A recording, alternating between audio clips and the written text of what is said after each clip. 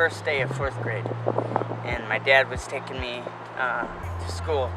And on the way, I looked down and I saw my shoe was untied. It felt like daggers just ripping into my brain, and I started vomiting everywhere, and I shot up and I grabbed my head, and I said, "Dad, my head," and I fell back. It turns out that I had a cancerous brain tumor that had grown in my brain since I was born, and no one knew it. Long story short, I worked very, very hard, and I slowly but surely regained the ability to talk, and the ability to walk, and the ability to swallow. Because of my brain tumor, it was in my cerebellum, which is the back of your brain, and it had grown on my brainstem, and so they weren't able to get it all out because they couldn't risk hitting my brainstem or I'd die. So I have a shunt that's a tube that goes from my skull all the way down to my gut, and it does what a brainstem would normally do, which is drain excess fluid from your brain. And so because of that, it was very dangerous for me to do anything that could potentially knock anything out of place. And so I was not allowed to do anything that really had a chance of contact, which is basically every sport that I wanted to do.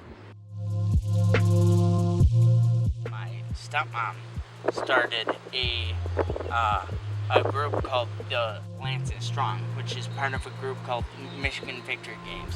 And what they are is, it's kind of like the Special Olympics, but it's for people with physical disabilities, primary physical disabilities. Special Olympics is for people with primary cognitive disabilities. So I went there, and I joined the team, and I started competing, and I was competing in everything, and I was winning everything. And I really enjoyed the competition, but I felt like after 2 years of basically winning all my events, I wanted to take it to the next level.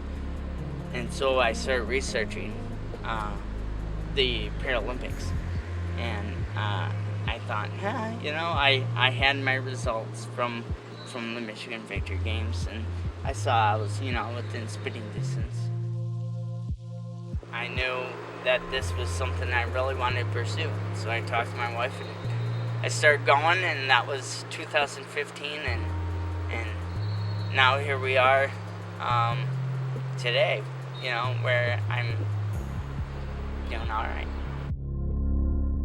I'm fortunate. I'm ranked in the top 15 in the world, but when it comes to the United States, we have one of the strongest teams, and so my performances are still under where I would need to be to even make a team. The gold, silver, bronze, and 4th place finishers all had faster times than the Olympic 1500 gold medalists. So it's a legitimate competition, and there's a lot of great athletes.